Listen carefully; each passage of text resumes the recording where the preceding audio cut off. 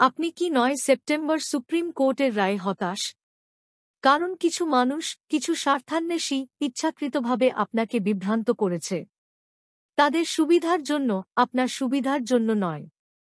কেউ কেউ হয়তো ভেবেছিলেন সুপ্রিম কোর্ট চূড়ান্ত রায় দেবে, অর্থাৎ ডাক্তারের খুনিকে ফাঁসিতে ঝুলিয়ে দেওয়ার রায় ঘোষণা করবে। আমরাও যে পছন্দ করতাম, কিন্তু সেটা অসম্ভব ছিল। খুনি সঞ্জয়ের বিচার হবে কলকাতায়। সরাসরি সুপ্রিম কোর্টে যাওয়া যাবে না। সুপ্রিম কোর্ট আপিলের জন্য, প্রাথমিক বিচারের জন্য নয়। তাই কলকাতা আদালতে মামলা চলবে। আর খুনের মামলা হতে সময় লাগে। একটি বা দুটি শুনানিতে এটি নিষ্পত্তি করা যাবে না।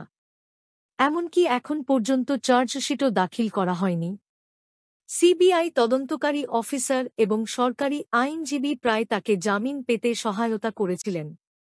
তাই চার্জশিট দাখিল করতে হবে কলকাতার আদালতে, সুপ্রিম কোর্টে নয়। প্রমাণ উপস্থাপন ও প্রতিষ্ঠিত করতে হবে। আপত্তি খণ্ডন করতে হবে। তবেই রায় আসতে পারে।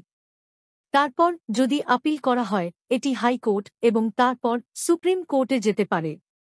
ততক্ষণ পর্যন্ত সুপ্রিম কোর্ট শুধুমাত্র সিবিআই এর তদন্তের উপর নজর রাখবে। কিন্তু খুবই দুর্ভাগ্যবশত সিবিআই অর্ধহৃদয় কাজ করে চলেছে। সুতরাং যদি কেউ আপনাকে বলে যে সুপ্রিম কোর্টে পরবর্তী শুনানি অমুক তারিখে, মনে রাখবেন এটি সিবিআইয়ের অগ্রগতি সম্পর্কে, হত্যাকারীর শাস্তি সম্পর্কে নয়। তারপরে অন্য একটি অংশ রয়েছে যারা শীর্ষ আদালত তাদের কাজ পুনরায় শুরু করতে বলেছে বলে অসন্তুষ্ট, এবং কিছু বোকা মানুষ একটি বড় বিপত্তি হিসাবে চিত্রিত করছে। কোনো ব্যক্তি বা কোনো গোষ্ঠীকে সন্তুষ্ট করতে সুপ্রিম কোর্টের কোনো বাধ্যবাধকতা নেই।